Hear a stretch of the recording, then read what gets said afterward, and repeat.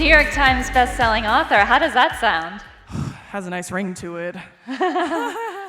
You are the internet's crusader for women. You were on the Forbes top creators list in 2023. As of this afternoon, you have 8.1 million followers on TikTok, another 1.1 million followers on Instagram. And I don't know if you guys know this, but this all started because a former employer, I'm not even kidding, told Drew as they fired her that they doubted her belief in her ability to build a platform and engage an audience. Yeah, it's ironic, isn't it? Has anyone from that job reached out to say, yeah, we were wrong? Oh, no. No, I think they're eating those words privately. So, as they should. But you're getting the last laugh. I think so. I'm laughing all over the internet, it seems. You are. But for folks who might not be part of that 8.1 million followers on TikTok, can you just give the brief 60-second overview on how you went from that moment of being fired to sitting on this stage? Yeah. So I did work at the NFL for a spell, got fired, and then COVID hit, I think 2 weeks after that, and so my fiance encouraged me to start posting on TikTok. I think just like as a creative outlet, we were all at home, everyone was feeling scared, and I used to post, like back in the day when I was in college, I used to post little rants of myself on Snapchat just for my friends. I just thought they found it funny. And so once I started posting on TikTok, that was kind of how it snowballed into this like I don't know, hunt for the world's worst men on the internet, and it worked out. So there you go. It worked out, but you had a piece of practical advice about saving. Can you share with this audience, perhaps if they're aspiring influencers in the group? Oh yeah, I mean, I get questions a lot about like, I'm an aspiring content creator, do you have any advice for me? And I always say to not quit your job until you have at least, I would say, a year's worth saved. I had 6 months saved to the dime. So I was like, I'm gonna give myself 6 months. I'm really gonna commit to it and see. But that was after I had already started building a following. So I think one of the earliest mistakes people make is if you hit 100,000 and then you're like, oh, I'm gonna quit my job. That number, unfortunately, doesn't really mean a lot anymore. You have to be even past 1 million at this point because the market is so saturated. So I always advise people to save as much as possible and then commit to your content creation and stay consistent. So 1 million followers before any brands reach out? I would advise that personally. I've seen many people quit their jobs with less than 1 million, and it does get stressful. And to be quite honest with you, when I hit my first mil, I did that I think in 10 months. I got 1 million, and I had gotten signed, but I still made no money. I had not made any money off brand deals or anything. Even when I hit 2, when I hit 3. And I hit 2 at the start of December, I hit 3 by the end, then I hit 4, then I hit 5, then I hit 6, then I hit 7. I grew 6 million in 2 months, which is unprecedented. I don't know how that happened. People ask me all the time. I have no clue, period. But I honestly have no idea how that happened, but even then I still hadn't made any money. So I was sitting at 6.5 million followers, and I had not made any money yet. Because even when you do brand deals, they have 30 days to pay you. So you could do a brand deal and not get paid for it for another 2 months. So I was really pushing it on savings. I was really ooh, when it hits, it's gonna hit big. Ooh, when it hits, it's gonna hit big. So. Yeah. So it was more that you were waiting for the payments and less that brands were afraid of how candid you are. Oh no, that did happen too. Just in the beginning, I had maybe done 1 or 2, and they just hadn't paid out yet. But they were really small compared to where I am now. So, yeah. You've worked with Warner Brothers, Fabletics, Smashbox Cosmetics. Yeah. How have you engaged with partners? Because I think candid is probably just one word we could use to describe. You are very forward, very snappy, and you've built that audience. But has any brand come to you and said, oh, you're a little much, and if you tone it down, we'll give you $1 million? No, I don't think so. That would be crazy if they did, though. I'd really look forward to that meeting if that was the case, personally. But no, actually, thankfully, no. All of the people that I have worked with and ones that have come back and I've worked with them multiple times, like they really do love my personality. Like that's why they came to me. And I think they put a lot of trust in me as a creator that I know what's going to speak to my audience best, which I really do appreciate. I do think sometimes, more specifically when I host, like I do lives or anything, they're like, just so you know, like, it is family friendly, so, and I'm like, I'm not gonna cuss on live. I won't tell anyone to suck my wiener on live. I promise I won't. But if I do, it's all right. I'm not going to, I promise, but yeah. We have a question from the audience, which is a good reminder. I can actually read this, so submit your questions for Drew on the iPad, and I won't be squinting at the confidence monitor for those who saw that earlier. I had a question for you about how you've developed your voice, right? Because it does take confidence, and it takes some trial and error, especially with the comedy. But this anonymous question is asking, have you always been someone who is able to speak your mind? If not, what got you to this place? And if yes, what advice do you have for others to speak their minds? Oh, cute. Okay.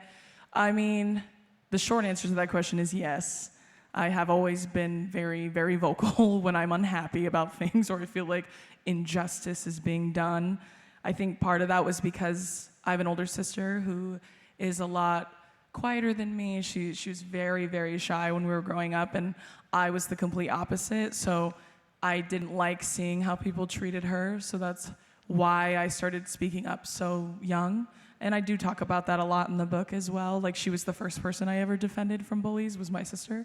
So my advice for my shy girls is always to start really small. Like, typically when you're an introvert or you're shy, you don't even correct people when they mispronounce your name, when they give you the wrong order, when they don't say excuse me. Like, there's a lot of things that you let slide. And so I always advise them to start small. So correcting people or standing up or advocating for yourself is not you being mean.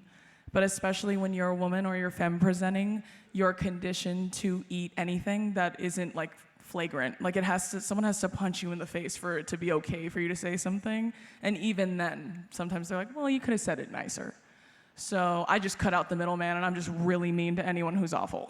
So I just don't waste any time. But that's my advice to get started, is to start small and then work your way to bigger confrontation. Speaking of that sister story, there's a really funny anecdote where you called a kid Stuart Little, which was just so quick. My first comparison when I was a kid.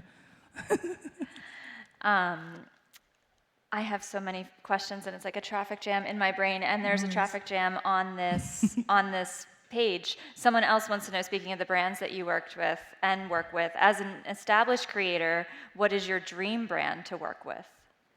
Ooh, dream brand. I honestly am not sure. Like, there are so many brands I would love. Honestly, like anything Beyonce puts out, hit my line. Let me know if you need me. Anything I'll do the whiskey, sure. I can't drink whiskey at all, but I'll do it, sure. Now, talking about the snapbacks, you in your book write, I'm not trying to fix these men. I don't care at all how terrible men operate in their daily lives. Yeah. How did you come to that thinking and that platform? I think it was just like the whole process of me unpacking my own internalized misogyny and really kind of working on where I get my validation from. So, a big part of being a pick-me or like a girl who is misogynistic, a woman who is misogynistic as well, is centering everything men think about you. Like, men have to find me desirable in every way, shape, or form. Otherwise, I feel bad about myself. And so I ripped that out of me. I can't even tell you how long ago, but it was a process, I think. It was just, I think through lived experience, I think through education and reading a lot of feminist theory and literature and learning a lot about white supremacy, colonialism, bigotry, homophobia, transphobia. All of those things are so intertwined and so deeply embedded in everything we know and everything we've been raised in. So I think just the process of unpacking that has led me to a place where I genuinely do not care what men who are lesser than me think of me. I don't care. I can't hear them. They're so far behind me. You know what I mean? I can't hear them. The voices are so distant. But yeah. And you also write about how anger kind of spurred you to this moment, where the Yes. anger outweighed the fear of Yes. speaking up. Can you talk about how anger has been a tool, perhaps for good, or at least for the development of your career? Sure. I mean, I think this can be said, I feel like, for a lot of people, even if they're not typically confrontational. Like, my sister's a good example of someone who's like this. She won't stand up for herself as quickly as she would stand up for someone else, like, or someone she loves or cares about. I've just had that same energy for anyone I felt was being wrongfully, treated. So I think it started small, like with my sister. As I got older, went into college, went through puberty, started dating. It had to do with any woman I saw being mistreated by men in the wild, right, anywhere out in public. And I think my anger was the tool I used the most, because that's the only one men listen to, is violence in whatever form that is, whether it being screamed at or whether it's like verbally, physically, emotionally, spiritually. Anger's the only thing they hear. The only thing that speaks to them. They don't listen to kindness. They don't listen to graciousness. They don't listen to patience. They expect those things from women, but they don't expect women to be angry. So that's why I think it was the most efficient tool for me. And it always outweighed my fear. I had actually no fear when I was younger, which is a bad thing. I don't advise to not have fear. I was a lot crazier when I was younger, which is not a good thing. Now that I'm older, I realize that, laughing is also an extremely useful tool too. But yeah. What have been the results, either from the men who you snap back at or the women you're defending? Has any man come to you after and say, like, actually, I gave it some thought? Or is it more the women saying, thank you for defending me, I have confidence now? Yeah, the second one is the one that always, the first one, no. Like, do men come back and be like, hey, you know what, I was actually really mean? No, they don't do that. You know why? Because they don't care. So that's another reason why should I? Like, why should I care? They don't care. They don't care at all that they were rude, they were disrespectful, they were hateful, they were bigoted. They couldn't care less. So I don't either, period. So anger is a powerful emotion, so is shame. And we have a question from the audience. In a world where women do, in fact, constantly feel shamed for feeling or simply being, how do you find the strength to be your authentic self? Oh yeah, I mean, I think that goes back to me having decentered male validation almost it is entirely out of my system at this point. I don't care if they find me desirable. I don't care if they find me approachable. I don't care if they find me nice. I don't care at all, because their opinions hold no weight with me. So I feel like when it comes to women feeling shame, a lot of times, because it's, we've been convinced to believe that we need to be ashamed, or more specifically, that we can always be better. Like, women are always conditioned to be like, I can always be thinner, I can always be prettier, I can always be funnier, I can always be smarter. Men are like, I'm good. I went to college, I'm good. Like, they don't have that kind of cognitive thought, because it's not taught to them the same way it's forced on us, right?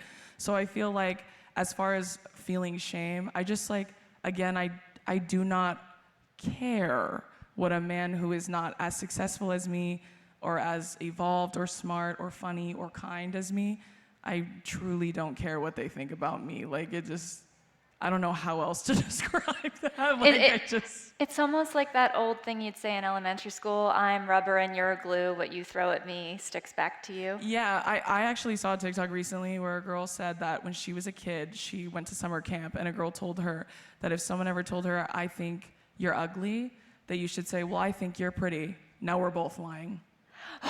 That's how I feel. That's me to all terrible men. I'm like, they say you're ugly, and I go, so are you. And then they're like, how could you say that to me? That's so disrespectful. And it's because they do not expect women to advocate for themselves the way that men are taught how to. And they picked the wrong fight with me. So I wouldn't if I were you, but that doesn't help them, does it? We have a question from the audience about maintaining your mental health and resilience, because you do get a lot of hate. And I'm going to make it a two-part question, because obviously you're reading the good comments, you're hearing from women who you've helped, you also have men attacking you. So tactically speaking, do you have a filter? Do you send your team? How do you read the good comments and physically, literally tune out the bad? Oh no, girl, I read them all. Okay, so Oh, then I'm in there by myself. I create content off of the hate. So like men who write hateful stuff about me, I save it. I screenshot it. I have albums. I have crazy amounts of files. Like I have receipts that go back to 2021 of men who hate me. And it's like, I save every video. I save comments. I save pictures of their faces because I'll see that too. Ooh. And if I were you, I wouldn't be talking about looks. Uh-oh. Okay, twin. That's how I always think. I literally, my platform is one of the few that is built on the shoulders of men who hate me. And for some reason, they don't stop, which just makes me more successful. Oh, bummer for them. But yeah, I don't filter them at all. And I think it's important that I don't at the same time because I want my audience or anyone who comes across me to see how I react to hate, because that's how I feel everyone deserves to react to hate, is to laugh at it, because it doesn't mean anything. It doesn't hold any weight on me, and it's not gonna stop me from doing what it is I came here to do. So, and I feel like as far as how I take care of my own mental health, I'm in therapy, right? So I love therapy. I'm so grateful for therapy, but that's not necessarily for hate. That's more so for what comes with being a public person. Speaking of what comes with being a public person, when we spoke before this panel, you said you wanted to give this audience a real sense of what it is to be building your business and to be doing what you're doing. So what is a typical day in the life of Drew? Oh, I mean, it's far less interesting than I think most people think, but it's mostly, when I do wake up, I have tons of meetings. Typically, I have lots of meetings. If I'm working on something like the book, for example, I'd be writing a lot as well. And then sometimes I film TikToks, sometimes I don't. If I have brand deals to film, I'll do that as well. I also have a podcast that I film on my own as well. And then I have one with my sister, so we have to factor that in. But it's mostly on an everyday where I'm not leaving the house or traveling at all. It's a ton of meetings and working on my computer for hours and then going to bed.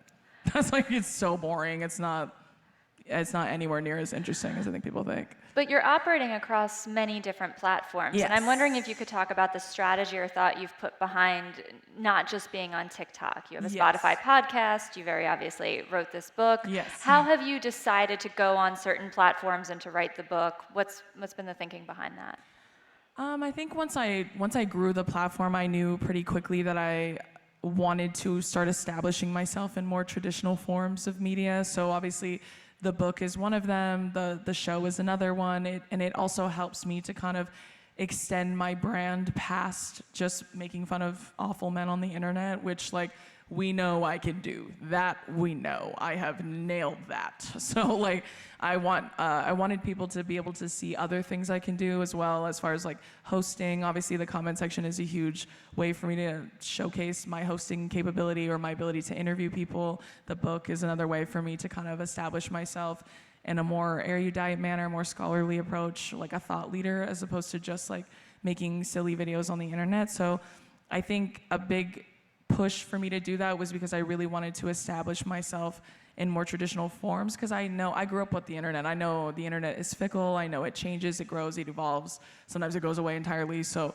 it was important for me to move quickly with the platform. So. And especially with TikTok, when we have the government saying absolutely. divest, or that threatens the future of that platform. So it's important for you to be on others. What's your advice to this audience about how they think about leveraging social media platforms to grow their own personal brands or the brands of their businesses? Yeah, I mean, I think I would advise them to figure out what it is you really want to do.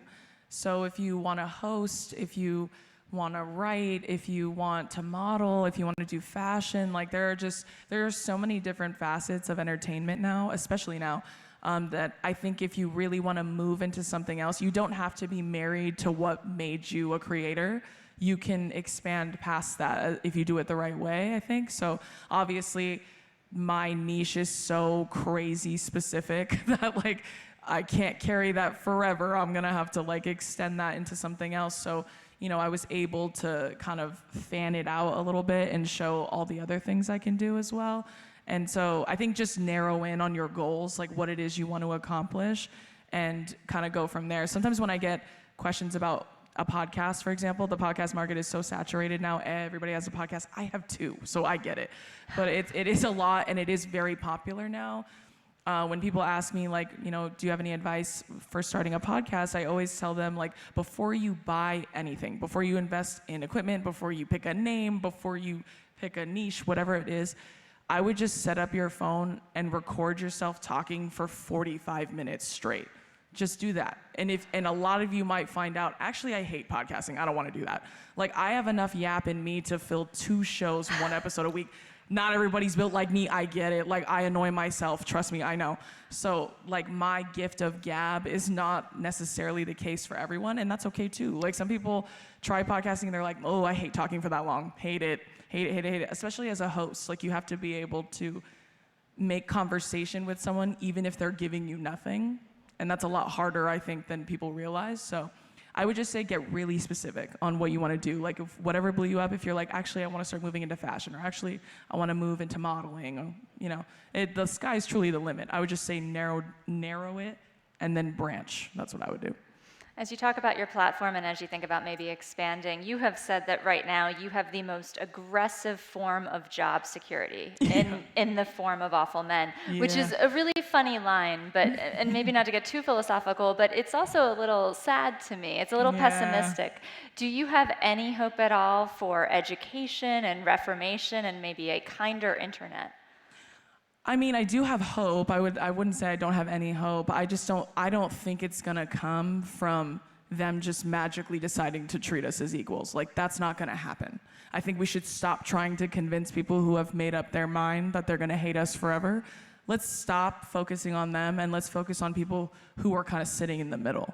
Because there are some people, believe it or not, that are not necessarily bad people, but they just, like, they can't really get behind me. Like, they're very like, I mean, I get it, but it's just like, it's the way that those are the people we should focus on.